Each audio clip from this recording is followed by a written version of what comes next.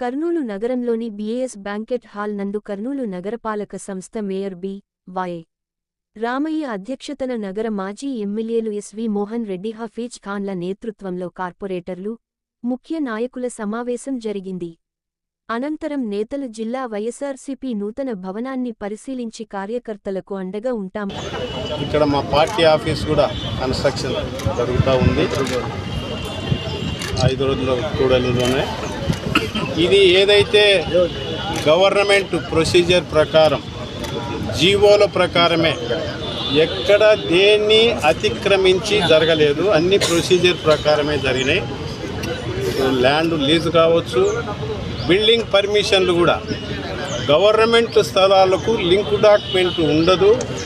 Final అప్రూవల్లో VLT కట్టాం. అప్రూవల్స్కు department పరంగా apply చేయటం జరిగింది. ఏదైతే లింక్ డాక్యుమెంట్ గవర్నమెంట్ స్థలాలకు లింక్ డాక్యుమెంట్ లేదనే దాంతో వాళ్ళు షార్ట్ ఫాల్లో పెట్టడం జరిగింది. ఆ షార్ట్ ఫాల్ సర్టెన్ పీరియడ్ తర్వాత ఆటోమేటిక్గా పర్మిషన్ తీసుకున్నట్టే లెక్క అనేది రూల్ చెప్తుంది. సో దాని ప్రకారం ఇక్కడ కన్స్ట్రక్షన్ జరిగింది తప్ప ఎక్కడ అతిక్రమించలేదు.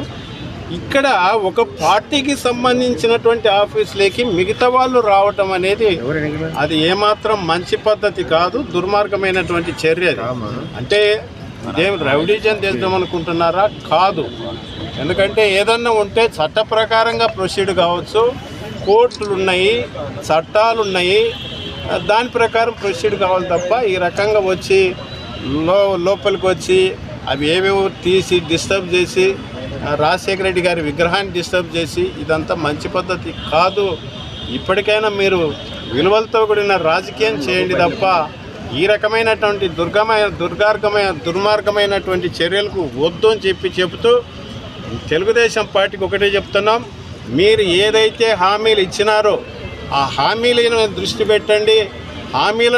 ప్రజలకు ఇచ్చిన హామీలను నెరవేర్చే విషయంలో ముందుండండి. మేము సంతోషిస్తాం తప్ప మీరు ఇటువంటి చర్యలకు ఇప్పుడైనా స్వస్తి పలకాలని చెప్పి విజ్ఞప్తి చేస్తాం.